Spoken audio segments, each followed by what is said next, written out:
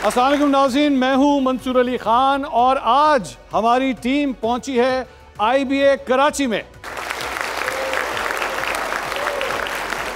नाज़रीन, आप जानते हैं हम खुसूसी प्रोग्राम्स के लिए अपने स्टूडेंट्स के पास, यंगस्टर्स के पास, यूथ के पास जाते हैं ताकि पता लग सके कि ये क्या सोच रहे हैं। आपने टेलीविज़न के ऊपर जो है आम तौर पे सियासतदानों की गुफ्तगू तो आप सुनते हैं, क्वेश्चंस हमारे होते हैं, लेकिन कई दफ़ा ये गिला आता है कि यूथ को मौका नहीं दिया जाता कि वो डायरेक्टली इन पॉलिटिशियन से क्वेश्चंस कर सकें। हमारे आज के हमारा जो टॉपिक है जिसके ऊपर हम बात करना चाहते हैं वो ये है कि ये सियासी जमातें यू टर्न्स क्यों इतने लेती हैं। वैसे तो एक साहब के बारे में ज़्यादा कहा जाता है कि वो बहुत यू टर्न लेते हैं, लेकिन अगर हकीकत तौर पे देखा जाए तो सारी जमातें अपने अपने तौर पे यू टर्न लेती हैं। तो आज इस टॉपिक के ऊपर बात करेंगे, आखिर हमारी पॉलिटिक्स यहाँ तक क्यों पहुँच गई है कि इतने यू टर्न्स लेने पड़ते हैं। हमारे जो पैनलिस्ट आज हमारे साथ मौजूद हैं उनसे उनका इंट्रोडक्शन मैं कराता हूँ। हमारे साथ हैं सीनियर सियासतदान मुस्लिम लीग नून के सीनियर रहनुमा निहाल हाशमी साहब। कराची के अंदर हम मौजूद हैं कराची के हुक्मरान, सिंध के हुक्मरान, पाकिस्तान पीपल्स पार्टी की सीनियर रहनुमा शर्मीला फारूकी साहिबा, और यंग एंड टैलेंटेड और बड़ी तेजी से मशहूर हो रही हैं, फेमस हो रही हैं, पाकिस्तान तहरीक इंसाफ की रहनुमा मेहर बानो कुरैशी साहिबा।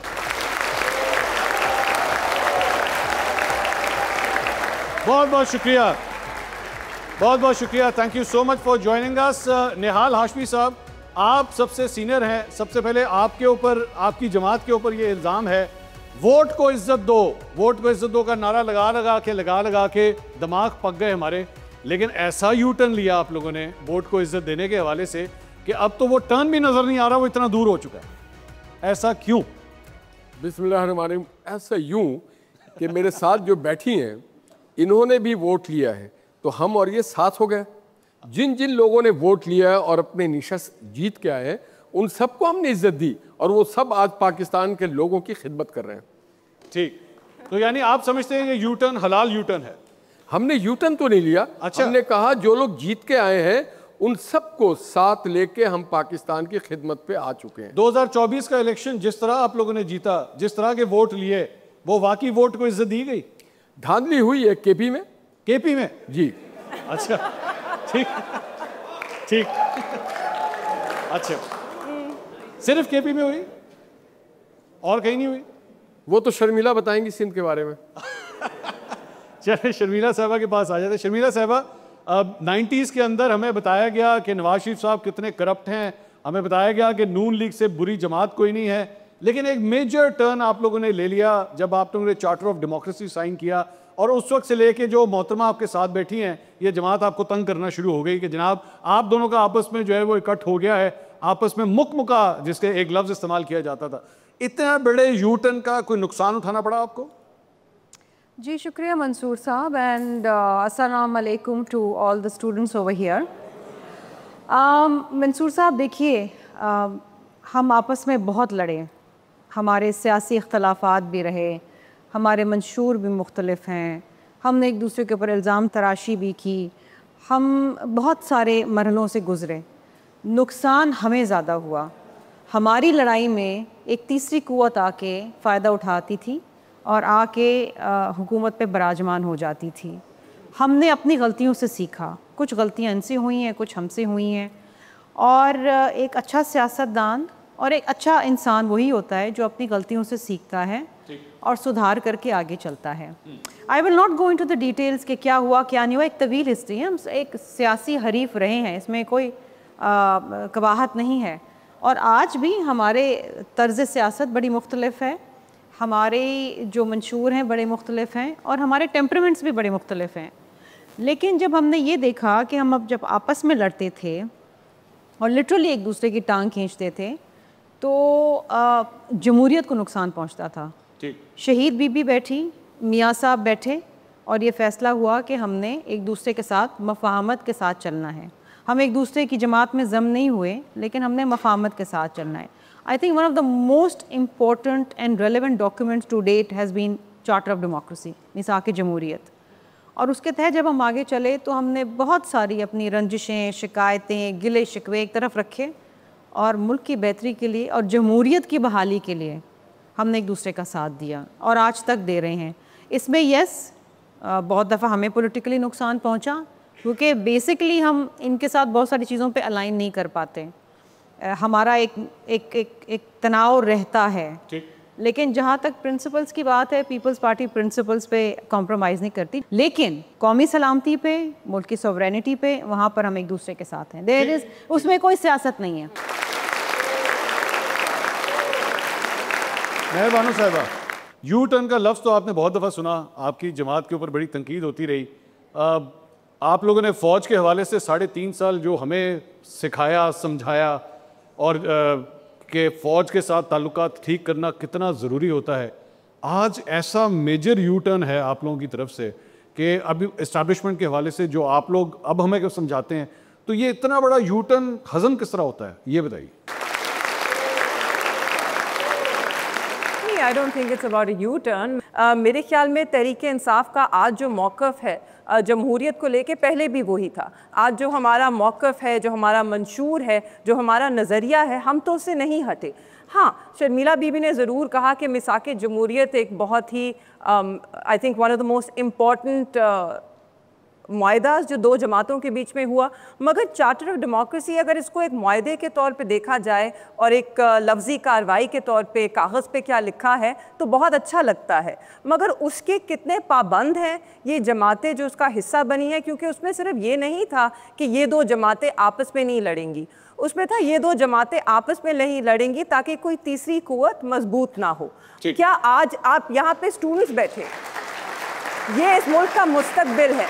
60% आपका वोटर जो है, 60% आपकी आबादी जो है वो 30-35 की उम्र से नीचे है, 18 से 35।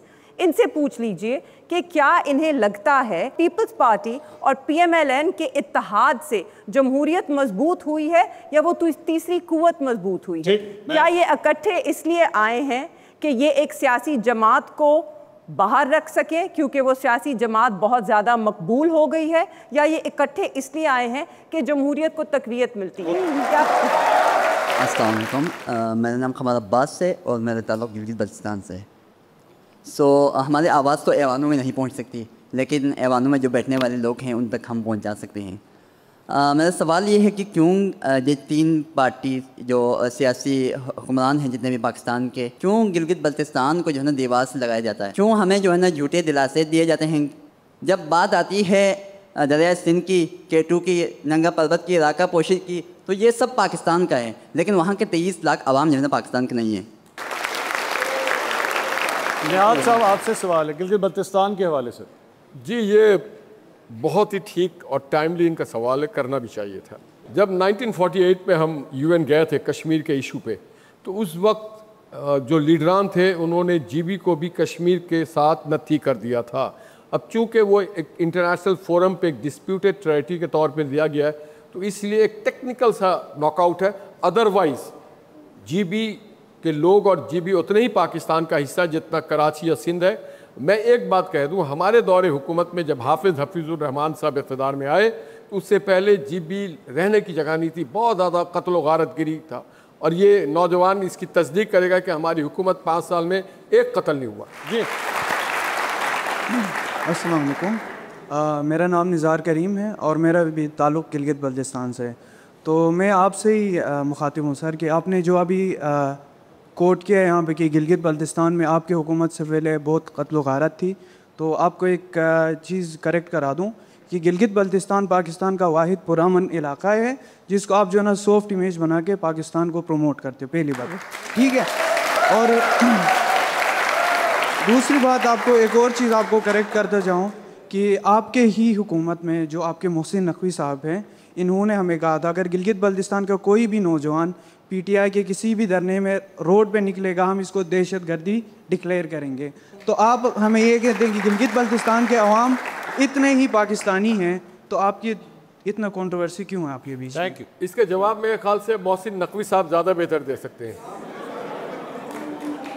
मैं उनको आपका पैगाम पहुँचा दूँ। ठीक जी, नेक्स्ट क्वेश्चन। मेरा निहाल हाशमी से सवाल है कि हमने आपकी देखा था कि जब पनामा का फ़ैसला आया था तो आपने एक वॉइस के तौर पे खड़े हुए थे PMLN की तरफ से कोर्ट के फ़ैसलों के ख़िलाफ़। अब आपने 26वीं तरमीम के बाद कोर्ट बिल्कुल ही अब उसके हाथ पांव काट दिए, तो मैं तो चाहता हूँ कि निहाल हाशमी जैसी फिगर खड़े और कोर्ट की आज़ादी के लिए बात करें। बजाय ये कि अपनी पार्टी पोजीशन लें। Thank you. बहुत ज़बरदस्त सवाल किया है। तो आपको क्या मैं फिर एक बार जेल में नज़र आना चाहता हूँ? आप देखना चाहते हैं साकिब निसार चाहिए आपको? अगर आपको साकिब निसार चाहिए, एज ए प्रैक्टिसिंग लॉयर मैं आपको बता दूं, इससे पहले 2 चैम्बर्स के लोग एलिवेट हुआ करते थे हाई कोर्ट और सुप्रीम कोर्ट के जजेस के तौर पे। ये पहली बार हुआ है कि अवामी नुमाइंदे जो हैं वो आम लोगों के बच्चों को जो प्रैक्टिस करते हैं उन्हें अब जज बनाया जा रहा है। पहले सिलेक्टेड था, ख़ास लोगों के बच्चे, ख़ास बर्गर क्लास से बाहर कोई जज नहीं बनता था। ये आपने क्या किया? जजों के बच्चे और ख़ास चैम्बर्स हुआ करते थे। तो यहाँ पे सियासतदानों के बच्चे भी तो भुगत ही रहे हैं हम। 26 तरमीम में अगर आप देखें, एक बुनियादी 3-4 बहुत अहम चीज़ डाली गई है। उसमें मेरिट के साथ ये भी देखा गया है परफॉर्मेंस। उसमें तमाम स्टेक होल्डर्स को मौका दिया गया है कि वो कुछ चीज़ें अगर ऐसी हो तो उस पर एक गुफ्तगू पार्लियामेंट में की जा सकती है। अच्छा, वैसे मेरिट की आप बात करिए, आप तीनों जमातों के ऊपर, एंड मेहरबानो obviously this comes to you also. जब आप लोग टिकट्स देते हैं सियासतदानों के बच्चों को, मेहरबानो आपको भी मिली, उसका क्या मेरिट होता है? नहीं, हम सियासतदानों के बच्चों को नहीं देखते। अगर कोई सियासतदान का बच्चा, सुन लेना, अगर कोई सियासतदान का बच्चा मरियम नवाज हो, अच्छा, उसे टिकट हम जरूर देते हैं, जो पंजाब की तकदीर बदल देती है। ठीक है। अगर कोई सियासतदान का बच्चा ऐसा हो कि जो अपने शहर, अपने सूबों के लिए काम करे, अच्छा, तो इनमें से भी अगर कोई सियासतदान का बेटा है और परफॉर्मेंस पे वो काम कर रहा है, मैंने आपको मिसाल दिया, निहाल हाशमी ने अपनी जमात के लिए जेल काटी। निहाल हाशमी को खुद मुश्किलात का सामना करना पड़ा। आज नून लीग की हुकूमत है, निहाल हाशमी खुद किधर है? मैं इधर हूं। बताएं, काश निहाल हाशमी भी किसी सियासतदान का बच्चा होता। आज होता तो आज मिनिस्टर होता शायद, या मुशीर होता, या मामले खसूसी होता। नहीं जवाब देना, चले आगे चलते हैं। शर्मिला साहबा, same question for you. Mansoor साहब, मैं इस बात से बड़ा इख्तलाफ करती हूँ। बताइए। देखिए, काबिलियत के ऊपर होता है।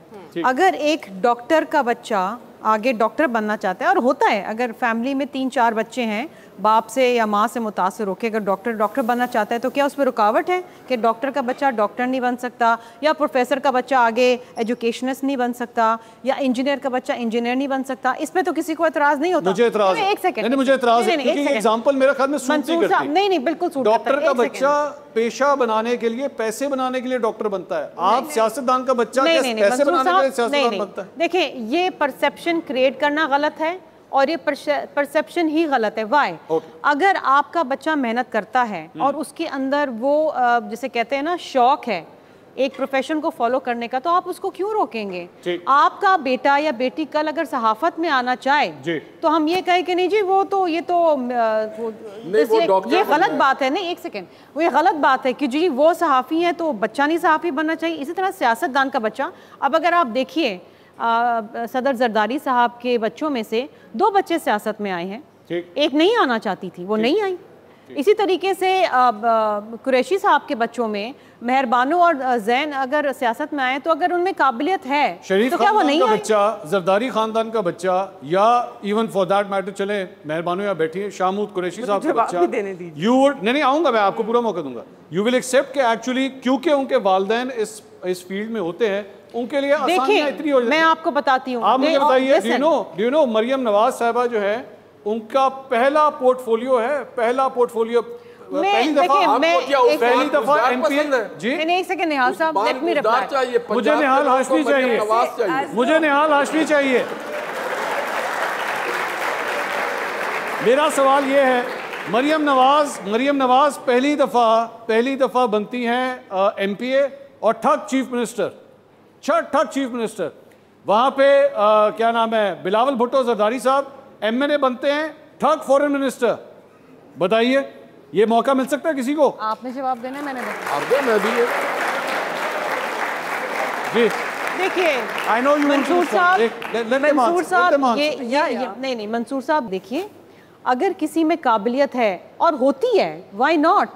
अगर किसी में काबिलियत है तो आप इसको क्यों रोकेंगे? अगर किसी का शौक है उसी प्रोफेशन में जाने का जो उसकी माँ या बाप का, तो व्हाई वुड यू स्टॉप? अगर कल मेरा बेटा सियासत में आना चाहेगा तो मैं तो उसे नहीं रोकूंगी। Why should I? बिकॉज मैं सियासतदान हूँ तो मेरा बेटा नहीं आ सकता।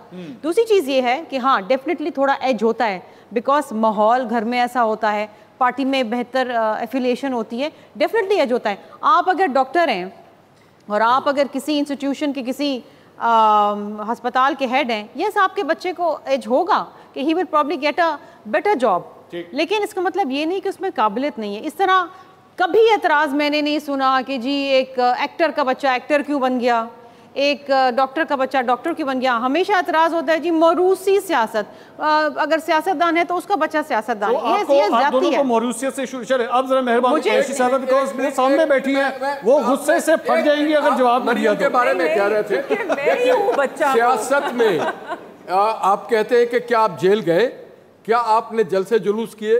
तो मैं समझता हूँ कोयटा से लेके गिलगित और गिलगित से लेके स्कर्दू से लेके पेशावर तक मरियम नवाज हर जगह गई, जेल में भी रही, अवामी जद्दोजहद में भी साथ रही।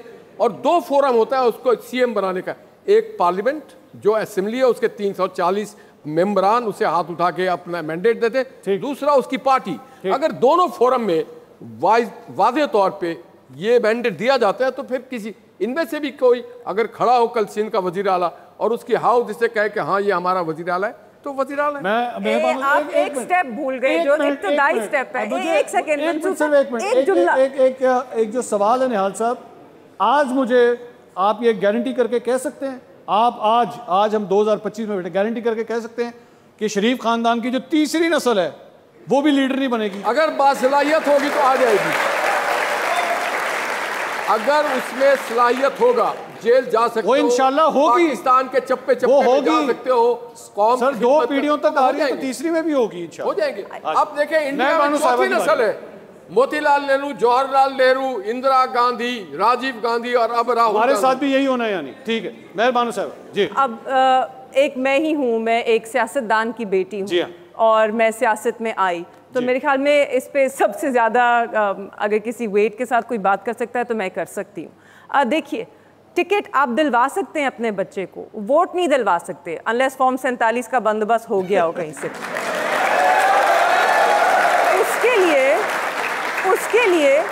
उसके लिए काबिलियत का होना ज़रूरी है, उसके लिए मेहनत करना ज़रूरी है। देखिए, वोट आपको, आपका जो कंस्टिट्यूएंट है, वोटर है, वो आपको मुफ्त में नहीं देता, वो आपसे काम लेता है, वो आपकी काबिलियत देखता है। तो अगर आप कामयाब होते हैं इलेक्शन में, वो आप अपनी मेहनत से होते हैं, तो उसमें कोई हर्ज नहीं है। अब इसमें एक डिस्टिंक्शन है, बात यह है कि टिकट लेके आप मेंबर ऑफ पार्लियामेंट बन गए या आपने एक इलेक्शन कंटेस्ट किया, आपके हल्के वालों को आप पसंद आए तो उन्होंने आपको वोट दिया।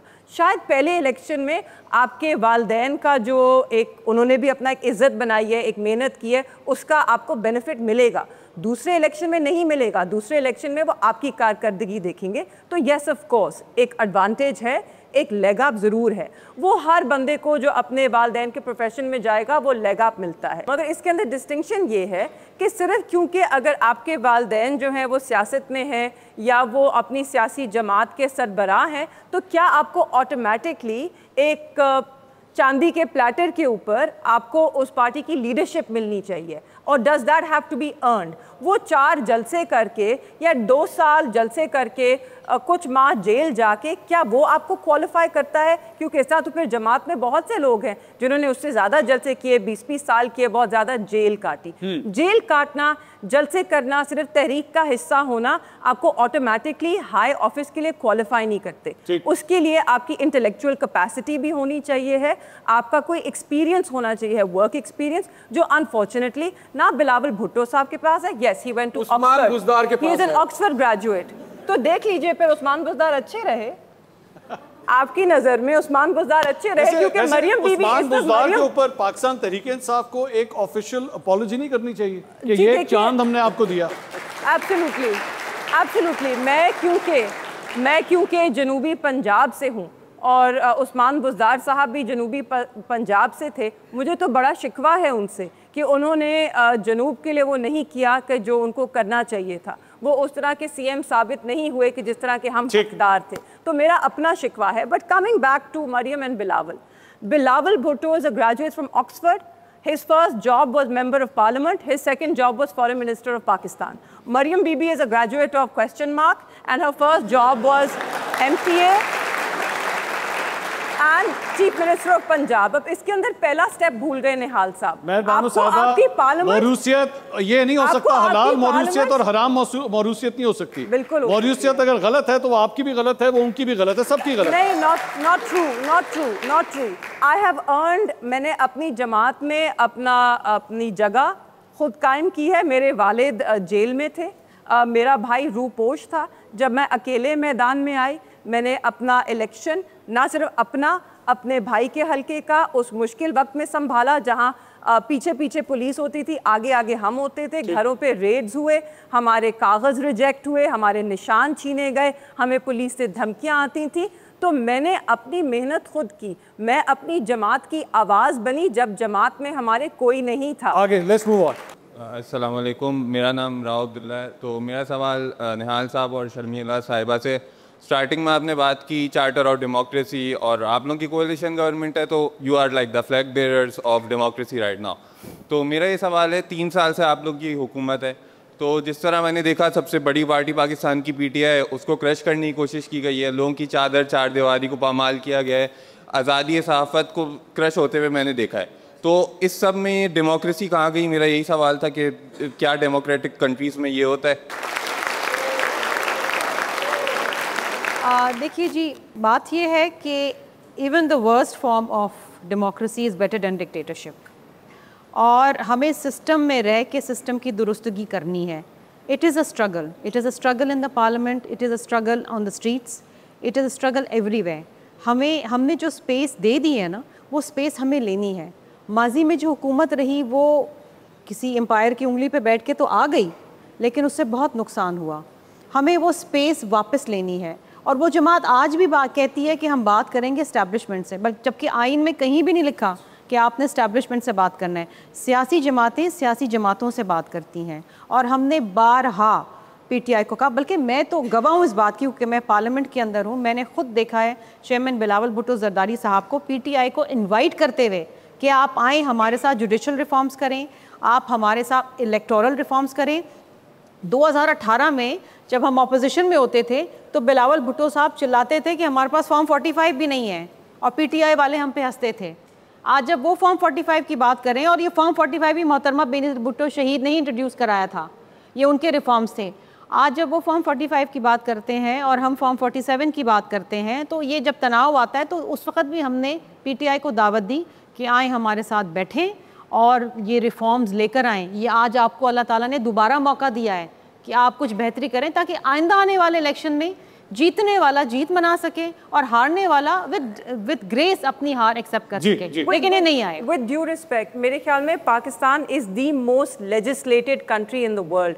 यहाँ पे कानून साजी मजीद की ज़रूरत नहीं है, जो कवानीन बने हुए हैं उन पे इम्प्लीमेंटेशन की ज़रूरत है। 2017 इलेक्शन एक्ट जो चीज़ें कहती है, अगर उसके तहत इलेक्शंस होते, अगर उसके मातहत आरओज़ अपना किरदार अदा करते, तो आपके इलेक्शंस जो हैं, चाहे आप 18 के कह लें या 1990 के कह लें या उसके पहले बाद, जबकि 2017 के बाद जितने भी इलेक्शंस हुए, 18 के 24 के, अगर आप चाहते हैं कि वो शफाफ हों, वो बिल्कुल उसमें कोई सवालिया निशान ना हो, you don't need electoral reforms, we don't need judicial reforms, we need to stand by the laws and the constitution of this country and implement the laws that exist. And अगर हम वो इम्प्लीमेंटेशन कर लें, हमें और legislation की ज़रूरत नहीं। अस्सलाम वालेकुम, मेरा नाम अब्दुल मोइज़ मिर्ज़ा है, मेरा ताल्लुक़ पंजाब से है। मेरा सवाल शर्मिला फरीकी साहिबा से है।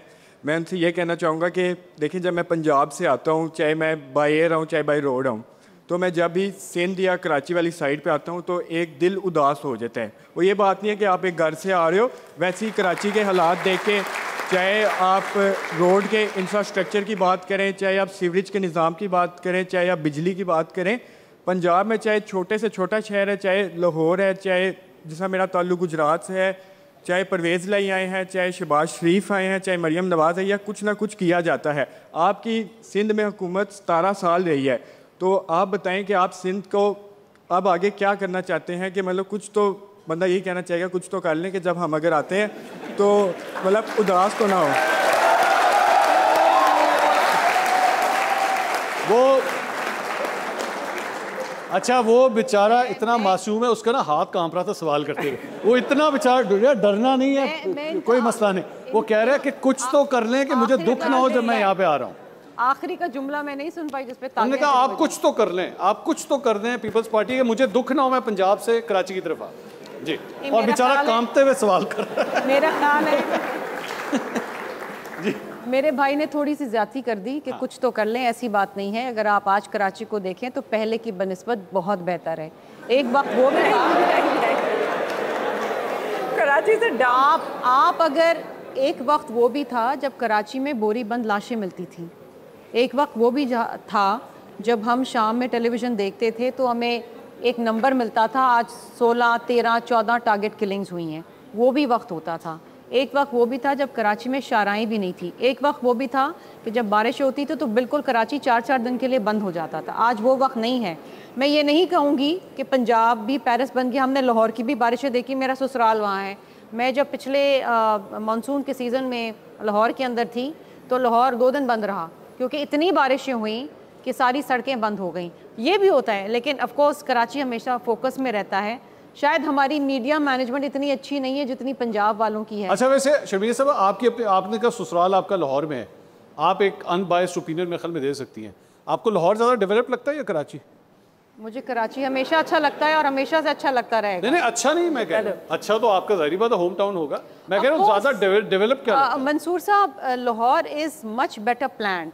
कराची का तो मास्टर प्लान ही नहीं है ना। Karachi is very unplanned.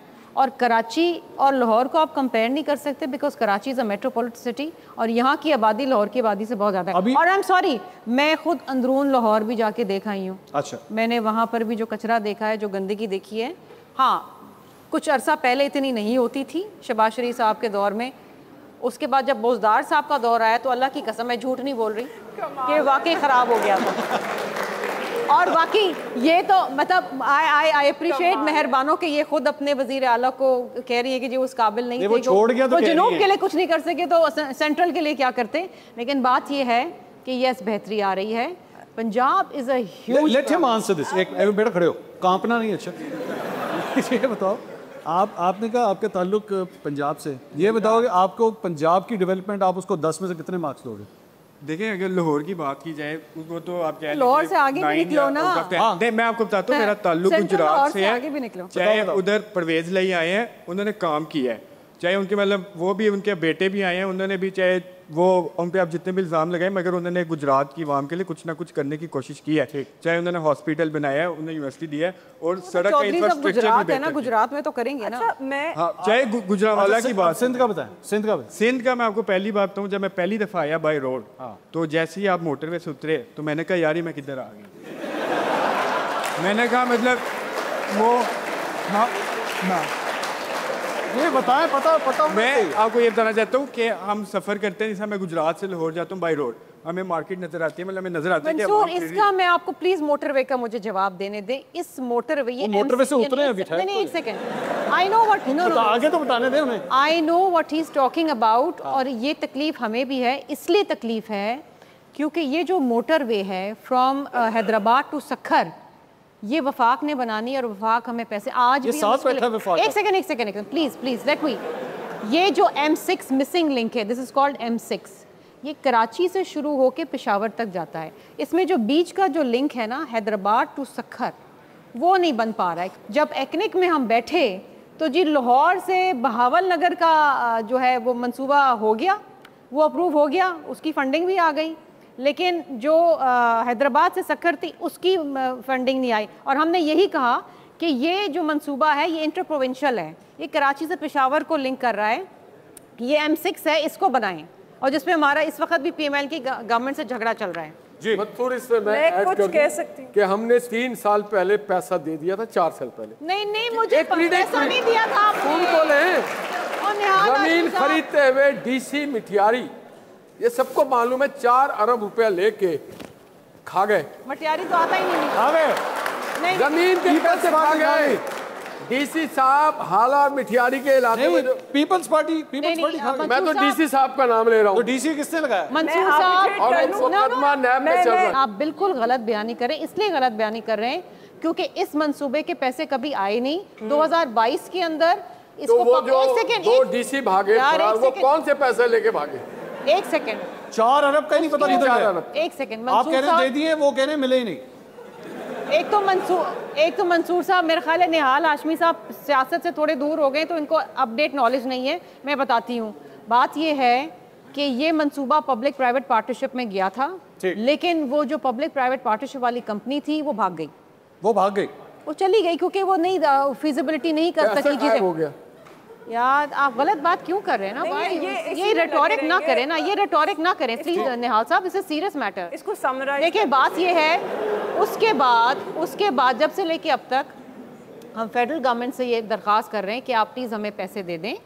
ये बनाएगी NHA, ये सिंध गवर्नमेंट की जेब में नहीं आएगा पैसा, NHA बनाएगी, हमारा काम नहीं है। इसलिए हमने कहा नहीं। आप पता नहीं कहाँ मठियारी पहुंच गए, आप गलत बात कर रहे हैं।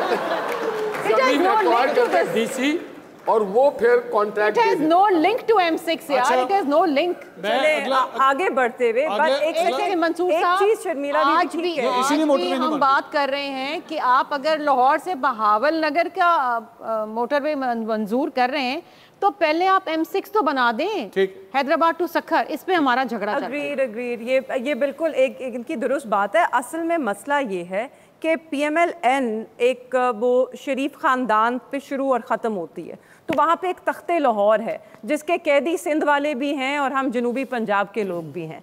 अब जितनी डेवलपमेंट हुई है पंजाब के अंदर भी नॉर्थ और सेंट्रल में हुई है, नॉर्थ में भी हुई है, सेंट्रल में भी हुई है। आप जनूबी पंजाब आएँ, वहाँ पर आपको वो इतनी इंफ्रास्ट्रक्चर डेवलपमेंट नहीं नजर आती। सिंध की निहाल साहब एक सेकंड, मुल्तान में भी चल रहा है और दर्जनों पुल भी बन चुके हैं। जी गिलानी साहब ने पुल्तान बना दिया, मुल्तान को गटर की जरूरत थी, पुल पे पुल बना दिए। वो एक और मसला है। बात सिर्फ ये है कि अनफॉर्चुनेटली पीपल्स पार्टी ने भी कराची को ओन नहीं किया जिस तरह PMLN ने लाहौर को ओन किया। उन्होंने लाहौर शहर तो बना दिया, इसलिए बाकी पंजाब की बात नहीं होती है, बाकी पंजाब की बात नहीं होती। आपने पूरे सूबे का फंड जो है एक शहर में लगा दिया सर, इसलिए शुक्रिया मत अदा करें। अस्सलाम वालेकुम, मेरा नाम उबैदुल्ला है, मेरा ताल्लुक लाहौर से है। मेरा सवाल निहाल साहब से, सर जो आपके असल स्टेक होल्डर्स हैं, जो आपका आम किसान है, उसको स्टेक होल्डर कौन मानेगा? वो आम किसान जिसके वोट्स की बैकिंग पे आप आज गवर्नमेंट में बैठे हैं, वो आम किसान जिसके लिए आपकी गवर्नमेंट ने सपोर्ट प्राइसेस वीट के लिए ख़त्म कर दिए हैं, वो आम किसान जो आज अपनी गंदम नुकसान पे बेच रहा है, तो आपकी गवर्नमेंट ने कॉरपोरेट और एलिटिस्ट इंटरेस्ट को क्यों तरजीह दी और आम किसान के इंटरेस्ट को कौन प्रमोट करे?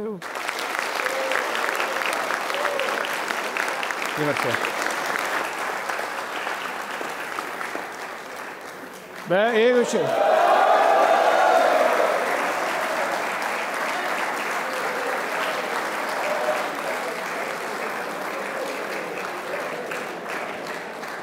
और नाज़रीन, अब इस वक्त हमारे पास एक चौथे मेहमान भी इस डिस्कशन के अंदर आ चुके हैं। मैं अब उन्हें किसी सियासी जमात के साथ तो एफिलिएट नहीं कर सकता, लेकिन ये कह सकता हूं कि सीनियर सियासतदान शेर अफजल मरवत साहब।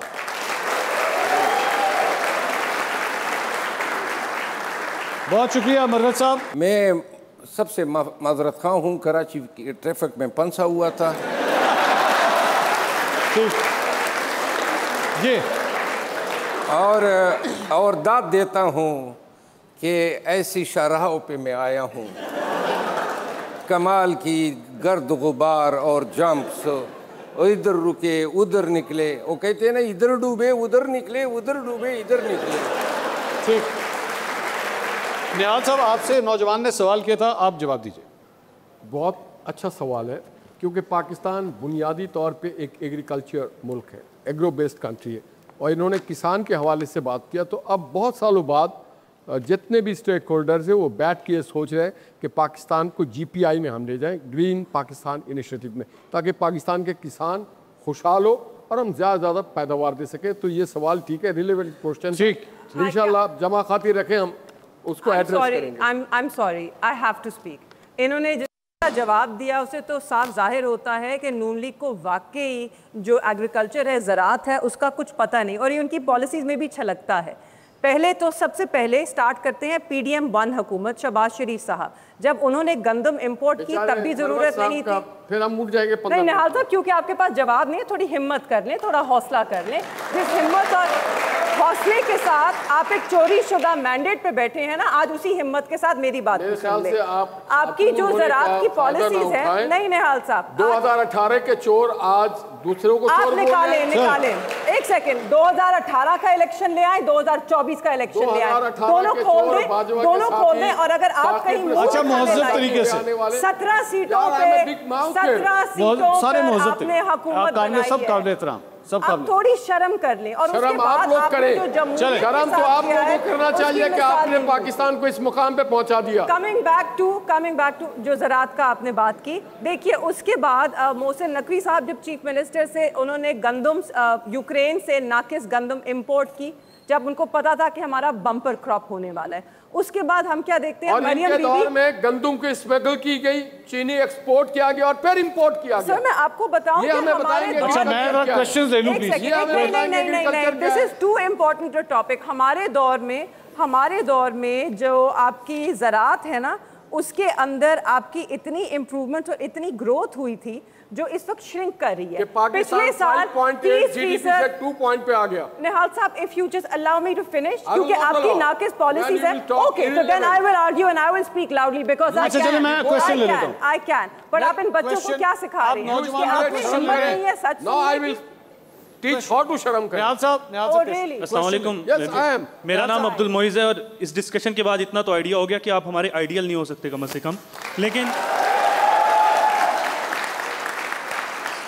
सर, सबसे पहली बात यह है कि आपके इस तरह के टॉक शोज जिसमें बैठ के एक पार्टी दूसरी पार्टी से लड़ाई कर रही है और बहस कर रहे हो, ये हम बहुत अरसे के देखते आ रहे हैं, देख रहे हैं और देखते रहेंगे। बात यह है कि जो मेन मुल्क का मसला है, आप उस पर बात कब करेंगे? बलूचिस्तान पे आप कह रहे हैं हमारी आपके साथ हमदर्दियाँ हैं, आप अपने मुल्क में जमहूरियत को मजबूत करने के लिए कभी क्यों नहीं कुछ करते? खान साहब की बात करें तो सर वो कहते रहे हैं कि जी मैं दहशत गर्दों से बात कर लूँगा लेकिन मैं इन दूसरी जमहूरी जमातों से बात नहीं करूँगा। आप अपना जब तक एटीट्यूड नहीं बदलेंगे, ये लड़ाइयाँ इसी तरह जारी रहेंगी। तो एक मशवरा है, एक क्वेश्चन भी है कि आप अपना ये एटीट्यूड खुदारा मुल्क की डेमोक्रेसी के लिए, हमारे लिए और हमारे मुस्तकबिल के लिए बेहतर करें। देखिए, जहाँ तक बात थी कि तालिबान से, इट्स नॉट ब्रॉड के दहशत गर्दों से, मगर उस वक्त ये था कि जंग जो है वो एक सोल्यूशन नहीं है। तालिबान को आपको इंगेज करना होगा अगर तो आप चाहते हैं कि आपके बॉर्डर एरियाज़ पे किसी किस्म का भी अमन व अमान नाफिज हो। ठीक है, सियासी जमातों से हमने बिल्कुल कभी गुरेज नहीं किया, हम आज भी बात करने को तैयार हैं। शर्मीला बीबी ने जो पहले दिन शुरू में कहा कि ये हमें दावत देते रहे कि आए हम इनके साथ हुकूमत बनाएं, हम तो दावत देते रहे इन्हें कि आए हमारे साथ फॉर्म 47 पे आवाज़ उठाएं, आए हमारे साथ। अगर आप शफाफ इलेक्शंस पर और एक मुनसिफाना इलेक्शन पर आवाज़ उठाते हैं तो हम आपके साथ हैं। उस वक्त हमारे साथ कौन चला? जो जमातें ऑपोजिशन में हैं। अगर ये हमारा साथ देते तो आज फरेब पर मबनी हुकूमत ना बैठी होती, और क्या होता? फ्रेश इलेक्शन हो जाते ज़्यादा से ज़्यादा, या वही इलेक्शन है जिसका हिसाब हो जाता। ये कराची शहर, यहाँ पर जितने लोग यहाँ के मुकीम हैं जिन्होंने यहाँ पर वोट दिया, आप पूछें, लाइनों में खड़े थे, पूछे वोट किसको दिया, निकला कौन, जीता कौन? मेहरबानो साहिबा, तो this is a massive issue. साथ देने की जहाँ तक बात है, साथ तो आपका ऐसे ऐसे लोग छोड़ रहे हैं कि आपके बगल में जो साथ बैठे हैं वो भी साथ छोड़ गए आपका। वो जी अपने अपने मफादात के लिए आए थे, उनको अपने मफादात के लिए अलग हो गए आज। वो तो ऑफ कोर्स जवाब बनता है जी।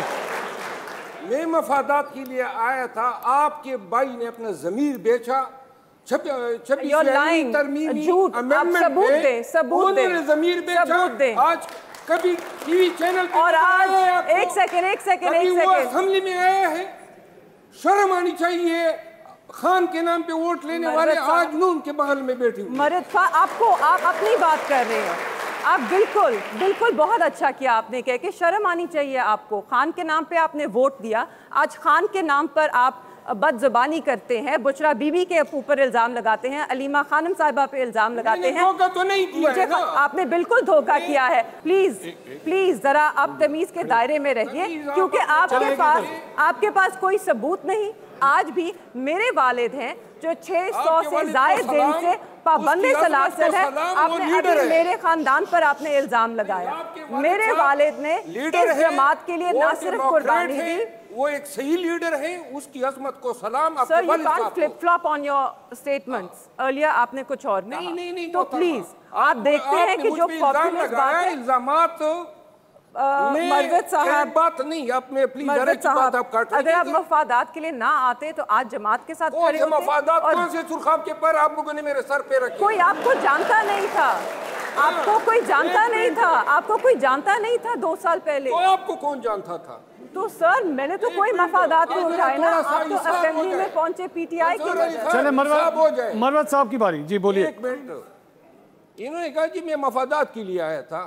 मफादात के लिए नहीं आया था। जब साहब आप सब लोग भाग गए थे, बिलों में छुप गए थे, जुर्रत नहीं थी, हिम्मत नहीं थी, तो ये शेर पूरे पाकिस्तान में दंदनाता फिर रहा था।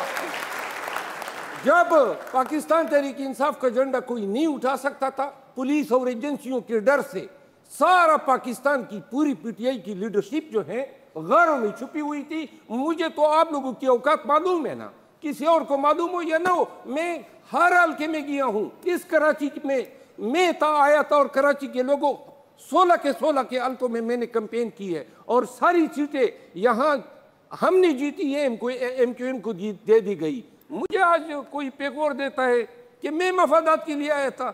खान के पास जब न वकील था, न तर्जमान था, न उसके पास कोई सियासी पैरोकार था, न उसकी आवाज बुलंद करने वाला था। है कोई एक आदमी बता दे जो उस वक्त था? अगर था तो मैं था, तो मफादात कहां से आ गए? ठीक, अगला जी क्वेश्चन जी, क्वेश्चन जी। अस्सलाम वालेकुम जी, मेरा नाम मानव कुमार है और मेरा सवाल शर्मिला जी के लिए है। और उससे पहले एक अर्ज भी है कि जब भी आपसे कोई सिंध के बारे में सवाल पूछे ना, आप सिर्फ कराची का नाम ना लें। सिंध में हैदराबाद भी आ जाता है, सत्थर भी आ जाता है और दूसरे छोटे छोटे शहर और गांव भी आ जाते हैं जो सिंध के नीचे आते हो। आप उनका भी और उनके हालात का भी जिक्र करें। आपने कराची के क्राइम रेट्स का बोला कि आपने उनके लिए क्या क्या किया है। आप मुझे ये बताएं, मैं खुद डिस्ट्रिक्ट कश्मीर से बिलोंग करता हूँ, वहाँ पे बहुत ज़्यादा क्राइम बढ़ गया है और क्राइम बढ़ गया है और लोगों को ऐसे हालात हो गए कि लोग अपने घर छोड़ के आके कराची शिफ्ट हो रहे हैं और कराची उसी वजह से कराची के हालात भी ख़राब हुए। आपकी हुकूमत ने उस क्राइम को रोकने के लिए क्या किया? आपने इंटीरियर के लिए किया क्या है आज तक?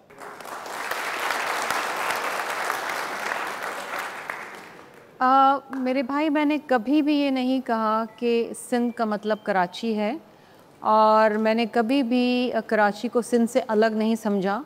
मैं कराची का जवाब इसलिए दे रही थी क्योंकि वो कराची को लाहौर से कंपेयर कर रहे थे और वो सड़कों की बात कर रहे थे और वो मोटरवे की बात कर रहे थे। मैं उसका जवाब दे रही थी। For me Sindh is all the districts including Karachi. मैं कभी नहीं कहती कि कराची और सिंध, मैं हमेशा कहती हूँ सिंध। जहाँ तक आपने बात की कश्मीर की, कश्मीर के अंदर जो है वो लॉ एंड ऑर्डर के हालात पहले ख़राब थे लेकिन अब बहुत बेहतर हुए हैं।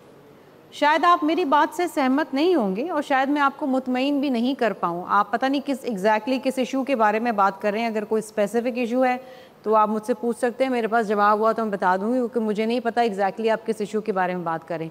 लेकिन येस, सिंध के मुख्तलिफ डिस्ट्रिक्ट्स के अंदर और इलाकों के अंदर कहीं इशू रहता है, लेकिन हमने कोशिश ये ज़रूर की है कि सिंध के अंदर जो तालीम का निज़ाम है उसको बेहतर करें और बिलखुसूस जो सेहत का निज़ाम है उसको बेहतर करें। सिंध के अंदर सैलाब के बाद पाकिस्तान का सबसे बड़ा तामीराती प्रोग्राम शुरू हुआ है जो 21 लाख घर बना के दिए जा रहे हैं सैलाब ज़दगान को, और ये सिंध हुकूमत कर रही है। इसमें कोई वफाक पैसे हमें नहीं दे रही है। क्वेश्चन जी। My name is Abdullah, I am a computer science student. मेरा एक क्वेश्चन ये है कि हमने काफ़ी इदारों की सिंध के अंदर बात करी। हमारा जो मेन सिविलियन इदारा है, जो मतलब जहाँ पे हमारी गवर्नमेंट के लोग काम करते हैं, मैं उनके लिहाज से एक्सटॉर्शन की बात करना चाहता हूँ। बिकॉज मेरे अब्बू खुद एक गवर्नमेंट के ऑफिसर हैं। गवर्नमेंट के बहुत सारे इदारों में ये है कि ऑफिस के अंदर 400 लोग होते हैं बट सैलरी हज़ारों लोगों को जारी होती है, और उसके अंदर जब उन पर कोई केस या मुकदमा चलाया जाता है तो उसमें से अगर किसी ने 1 अरब की कोई करप्शन करी होती है तो उसमें से बस 1-2 लाख उसको से ले लिया जाता है और उसको फिर छोड़ दिया जाता है। तो इसके लिहाज से आप क्या करेंगे? और मेरा एक दूसरा पार्ट ऑफ द क्वेश्चन है, ये आप सिंध गवर्नमेंट के बता रहे हैं, उनके मुलाजिम FBR एंड पोलियो जितने गवर्नमेंट के इदारे हैं ना, इनकी बात। एंड मेरा एक और क्वेश्चन का पार्ट है कि हम बात करें, जैसे फॉर एग्जांपल आप बात करें कि ये सही होना चाहिए, सिंध में ये बेहतरी आना चाहिए। आपकी गवर्नमेंट 1971 जब जुल्फ़िकार अली भुट्टो साहब आए थे तब से सिंध में काम करी है, तो मतलब आपको और कितना टाइम चाहिए सही चीज़ें करने के लिए? एंड जैसे कराची यूनिवर्सिटी है, आपने कराची यूनिवर्सिटी में हाल देखा, खिड़कियाँ नहीं है मतलब लाइक क्लासरूम्स में, और इतना बुरा हाल है, इतनी बड़ी ज़मीन है। आप यूनिवर्सिटी या एजुकेशन के लिए काम करें, या फिर आप लोग को ये लगता है कि आप अपने वोटर्स को एजुकेट कर देंगे तो वो क्या नाम है, एक बिरयानी की जगह वो वोट नहीं देंगे फिर आपको? मिला सो मुझे बिल्कुल भी नहीं लगता कि कोई भी बिरयानी के बदले आज वोट देता है, क्योंकि सिंध की आवाम, मैं तो सिंध की आवाम, क्योंकि आपने सवाल मुझसे किया, आई थिंक हमारे नौजवान बहुत ही गयूर हैं और बहुत ही समझदार हैं। There is so much awareness because it's the media, it's everything. I don't think biryani भी खा लेंगे लेकिन वोट भी उसी को देंगे जिसको उनका ज़मीर कहता है। सो आई डोंट थिंक कि किसी को आज के दौर में कोई एक बिरयानी की प्लेट से ख़रीद सकता है। अब जहाँ तक सिंध यूनिवर्सिटी की खिड़कियों का ताल्लुक है, वो तो मेरा ख्याल है आप VC साहब से पूछें। अब हर चीज़ की ज़िम्मेदार तो सिंध हुकूमत नहीं हो सकती ना, हर गली में या हर महल्ले में जाके सिंध हुकूमत तो नहीं देख सकती कि वहाँ पर खिड़कियाँ हैं कि नहीं है। मेरा नाम लाइबा है और मेरा क्वेश्चन जो है शर्मिला मैम से है। जैसे पहले एक यहाँ पे पंजाब के स्टूडेंट ने जो है वो बोला था, उसने बात ये की थी कि जब मैं पंजाब से सिंध आता हूँ, उसने कोई लाहौर या कराची की बात नहीं की थी, वो आगे बात करते करते लाहौर वर्सेस कराची हो गया। तो मेरा क्वेश्चन ये है कि आपने कराची की बात शुरू कर दी, कराची के स्ट्रक्चर की बात शुरू कर दी। तो मैं पंजाब की हूँ और मैं यहाँ जामशोरों में रह रही हूँ फॉर ऑलमोस्ट 7 years, और यहाँ पे मैंने जितनी चीज़ें देखी हैं कि यहाँ पे कितनी ख़राबियाँ। अब आपने बात की जैसे यहाँ के रोड्स की, और आपने बात की हेल्थ की, एजुकेशन की, लेकिन आपको नहीं लगता सबसे पहली चीज़ जो आपको देनी चाहिए basic needs and the most basic thing, पानी। यहाँ हम अपना इस्तेमाल का पानी ख़रीदते हैं, यहाँ हम अपना पानी पीने के लिए भी ख़रीदते हैं। पंजाब में बिजली कुछ घंटे जाती है, यहाँ बिजली कुछ घंटे आती है। आपको नहीं लगता सबसे पहले, तो आपको नहीं लगता ये रोड्स वगैरह, एजुकेशन वगैरह बेसिक थिंग्स हैं, लेकिन द मोस्ट बेसिक थिंग ये पानी, बिजली जो हम हर घर में इस्तेमाल होते हैं, आपको सबसे पहले उस पर काम करना चाहिए, उस पर कुछ सोचना चाहिए। शर्मिला साहब। हाँ जी बिल्कुल, इन्होंने पंजाब से सिंध आने की बात की और वो उसी मोटरवे की बात कर रहे थे जिस पे मैंने जिक्र किया और उनको बताया कि वो मोटरवे का जो मिसिंग लिंक है बिटवीन हैदराबाद टू सक्खर वो नहीं बना हुआ, इसलिए मैंने बात की। फिर उन्होंने कहा जी आप लाहौर एंड कराची इस तरह इशू शुरू हुआ, इसका हरगिज़ मतलब ये नहीं है। आई थिंक इस पर बहुत ज़्यादा सेंसिटिविटी हो जाती है कि हम लोगों को तासुर लगता है कि शायद सिंध इज़ ओनली कराची और हम कराची वाले सिर्फ कराची की बात करते हैं कराची की बात, और कराची अलग नहीं है सिंध से। लेकिन आपने बात की जामशोरों के अंदर अगर इश्यूज़ हैं तो अभी ये एक डिस्ट्रिक्ट के इश्यूज़ हैं, वहाँ की एडमिनिस्ट्रेशन, लोकल एडमिनिस्ट्रेशन उसको देख रही होगी। एग्जैक्टली पानी एक बहुत बड़ा मसला है शमीर साहब। एक जो प्रॉब्लम है जो what she is saying is के हर सूबे के पास ना एक रोल मॉडल सिटी कम से कम होता है जिसे वो प्रेजेंट करता है कि जी देखें हम ये बना देंगे। आज आप लोग पीपल्स पार्टी के गवर्नमेंट सेट के बारे में कोई एक शहर कह सकती है पंजाब के लोगों को कि भाई आप हमें वोट दें, हम पंजाब में लाहौर को ऐसा बना देंगे? मेरा ख्याल है पूरे मुल्क में इस वक्त किसी भी सूबे में कोई भी मॉडल सिटी नहीं है। अच्छा, लेट्स बी वेरी ऑनेस्ट, ऐसा कोई भी शहर नहीं है जहाँ पर लॉ एंड ऑर्डर जो है वो बिल्कुल परफेक्ट हो, जहाँ पर पानी परफेक्ट हो, जहाँ पर हेल्थ की फैसिलिटीज़ परफेक्ट हो। आई विश कोई सूबा बना सकता।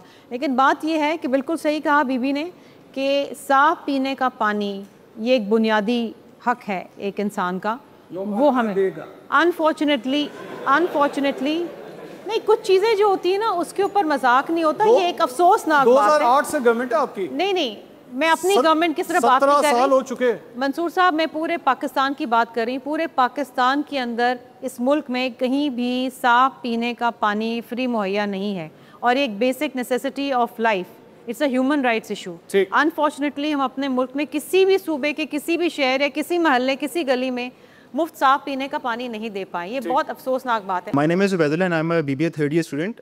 मेरा क्वेश्चन स्पेसिफिकली मेहरबानो कुरैशी से है कि पाकिस्तान में हमेशा से ये रहा है कि जो भी गवर्नमेंट में रहती है कोई भी पार्टी, वो बलूचिस्तान के लिए आवाज़ नहीं उठाती, बट जब भी वो गवर्नमेंट से जाती है वो हमेशा बलूचिस्तान के लिए सपोर्ट करती है पॉइंट स्कोरिंग के लिए। जब इमरान खान का भी टाइम था, कोयटा में ब्लास्ट हुआ था, बट वो लोग प्रोटेस्ट कर रहे थे अपनी डेड बॉडीज़ रख के रोड्स पे, बट इमरान खान ने कहा था कि मैं इनसे ब्लैकमेल नहीं हूँगा। आपकी क्या राय है इस बारे में? मेरा एक क्वेश्चन। Absolutely correct. बिल्कुल बिल्कुल, there has been a hypocrisy. आप बिल्कुल ठीक कह रहे हैं। जब ऑपोजिशन में जमातें होती हैं तो उनका दर्द जाग जाता है जमहूरियत के लिए, इंसानी हकूक़ के लिए, आज़ादी राय के लिए, और वो उसे अपनी सियासत के लिए इस्तेमाल करते हैं, और बज़ाहिर नज़र इसी तरह आता है। मैं जहाँ तक अपनी बात कर सकती हूँ तो आप मेरी ट्विटर टाइमलाइन जाके देखें। मेरा जो एक नज़रिया रहा है सियासी, उसमें हमेशा से कंसिस्टेंसी रही है।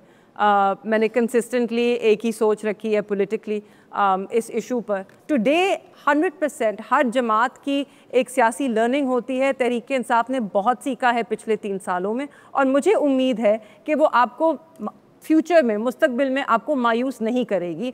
मैं आपको इतना ज़रूर वादा कर सकती हूँ कि मैं उन आवाज़ों में से तब भी होंगी जो आपके साथ इस पे खड़ी होगी। ये निहाल साहब, ये इन्होंने कहा पाकिस्तान तहरीक इंसाफ ने बहुत कुछ सीखा है। नून लीग ने अब तक क्या सीखा? कुछ नहीं।